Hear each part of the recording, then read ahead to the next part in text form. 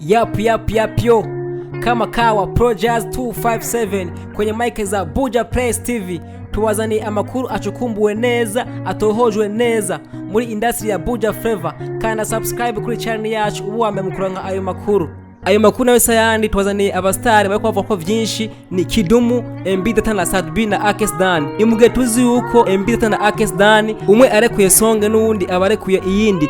Twibuke yuko Akes Don yasohoye iwawe, MB Data nawe atasura sindi kibamba arongera baragenda ikibaju uwundi nyegera.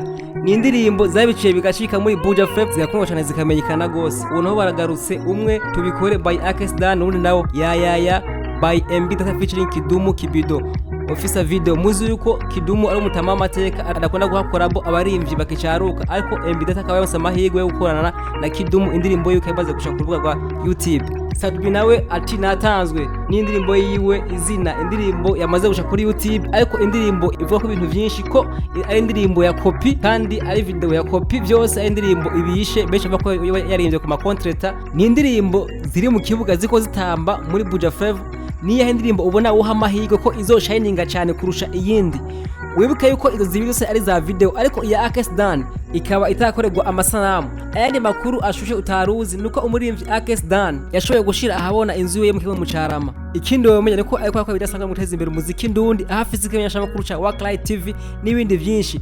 Amakuru dukura kubegereye Akes Don nuko biva ko afise waka company ikora ikinyobwa, bivuga yuko kuvaho coronavirus itanguriye bakugara imipaka amaze guhomba amafaranga atari mbaye kubera ikinyobwa ciyo gisa n'icahagaze. Anyway, reka dusubire gato ku ndirimbo ya MB Data na Kidumu, aho aya ndirimbo imaze imisi 4 ku rubuga rwa YouTube ikabifise amaviews ateye isoni. Tukabisa yuko bose iyo ndirimbo bayize ku mbuga zabo ngurukana bumenyi.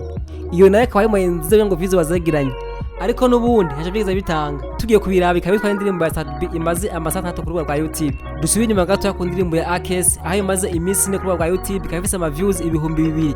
Uwo kubaza ni kubera ari audio ariko na views ateye isoni ku musore nka Akes Don. So no mwanya w'igice kuvuze mu kwandika muri commentaire.